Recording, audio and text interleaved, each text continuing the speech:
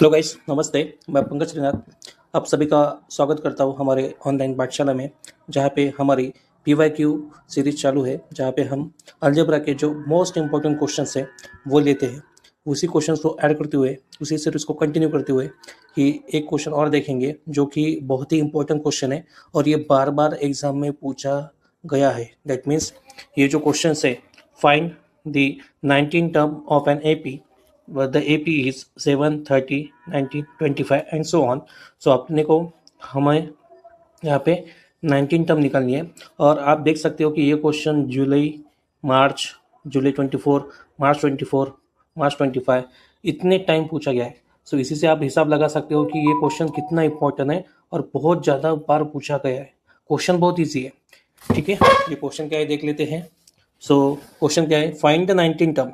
आप सभी को पता है, आपने अगर अच्छे से अरिथमेटिक प्रोग्रेशन पढ़ा होगा एपी, सो उसमें जब भी किसी सीक्वेंस में, जैसे अभी ये सीक्वेंस दी है 7, 13, 19 एंड 25, ठीक है। सो जब भी इसी सीक्वेंस में बोलते कि जैसे ये आपको पता है ये फर्स्ट टर्म है, ये सेकंड टर्म है, ये थर्ड टर्म है, ये फोर्थ टर्म है, तो इसी सीरीज में कंटिन्यू करते हुए यहाँ पे 19 टर्म क्या होंगी वो हमको पूछा है। और आपको पता है जब भी सीक्वेंस में या सीरीज में अब हमको डायरेक्ट 19 टर्म निकालना है, तो तब फार्मूला यूज करना पड़ेगा, दैट इज टी एन का। सो टी एन का फार्मूला क्या है, a plus N minus one into d. ये फार्मूला है टी एन का, ठीक है। सो टी एन का ये फार्मूला है। यहाँ पे हमको क्या पता होना चाहिए, दैट इज एन पता होना चाहिए। एन तो हमको मिल जाएगा, दैट इज टी 19 टर्म। इसका मतलब अपन लिखते हैं ना टी एन। सो इसका मतलब क्या हो गया कि एन की वैल्यू होगी। सो एन की वैल्यू पता चल गई कि दैट इज 19 लेना है। और ए मीन्स क्या होता है, yes that is first term. A और टी वन इसको फर्स्ट टर्म बोलते हैं। एन हमको पता है, डी कॉमन डिफरेंस निकालना है। डी कैसे निकालेंगे, सक्सेसिव जो T one T two minus T one कर देंगे तो कॉमन डिफरेंस डी भी निकल जाएगा। सो ये फार्मूला है टी एन का, ठीक है। सो इसी फार्मूला का यूज करते हुए हम ये क्वेश्चन लिया है, ठीक है। सॉल्यूशन में क्या लिखेंगे,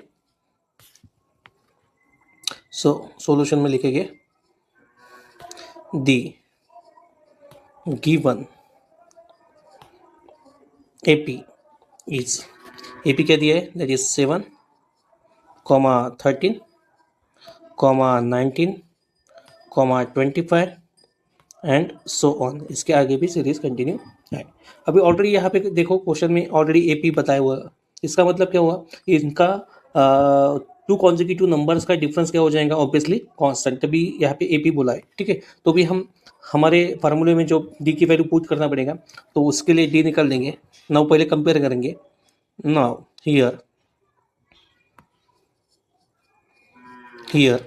ए मीन्स ये फर्स्ट टर्म होती है, उसको अपन ए डिनोट करते ए मीन्स, और उसको डिनोट करते टी वन। ए कितना हो गया, दैट इज 7, ठीक है। टी टू कितना हो गया, दैट इज 13, ठीक है। देन टी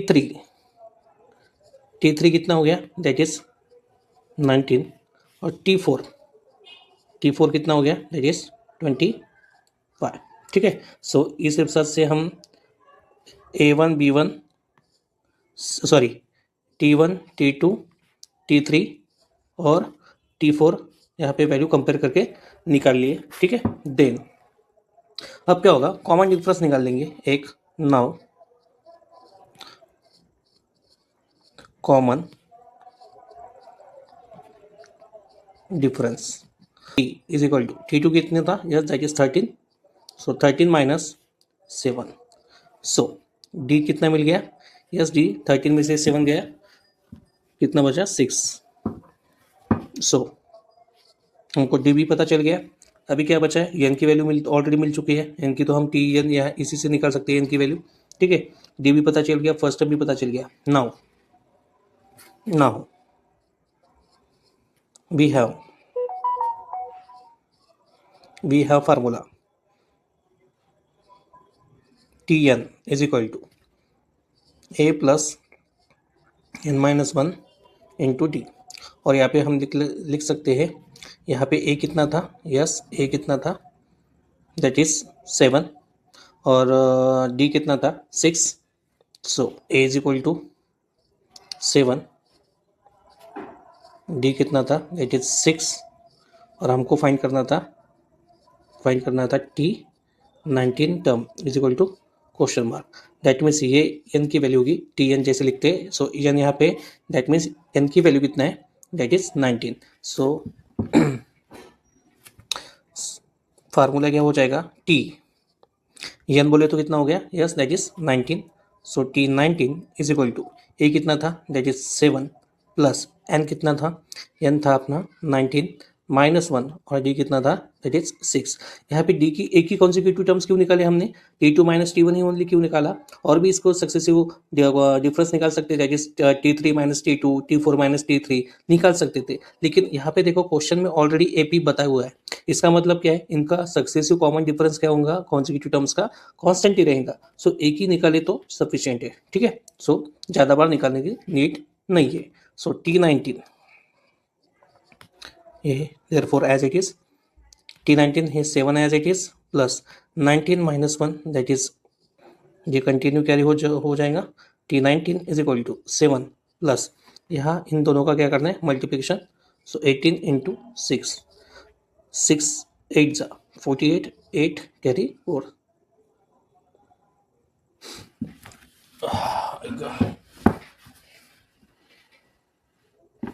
ठीक है। सो देन क्या होगा ना, 6 इंटू 1 6 और ये 4, 6 और 4 दैट इज 10। सो इनका मल्टीप्लिकेशन कितना आ गया, 108। सो t19 कितना था, that is 108 plus 7 that is 115। इन दोनों का सम करना है। सो फाइनली हमको आंसर मिल गया है, दैट इज ये कितना हो गया, t19 is equal to 115। Therefore यहाँ पे लाइन लिख लेना, therefore the 19 term in given AP is कितना हो जाएगा, 115। ये हो जाएगा आपका फाइनल आंसर। बहुत इजी क्वेश्चन था और ये क्वेश्चन बहुत बार बोर्ड एग्जाम में पूछा गया है। ये पूछ सकते हैं 2 मार्क के लिए या 3 मार्क के लिए पूछ सकते हैं, ठीक है। और सो क्वेश्चन बहुत इजी था। क्या बताया था, find the 19 term, that means हमको जंप करके 19 टर्म निकालना है in of n AP. That means ये ऑलरेडी एपी दी है। अगर एपी नहीं देते तो हम सक्सेसिव कॉमन डिफरेंस निकाल के देख सकते थे कि गिवन सीक्वेंस ही एपी है या नहीं है।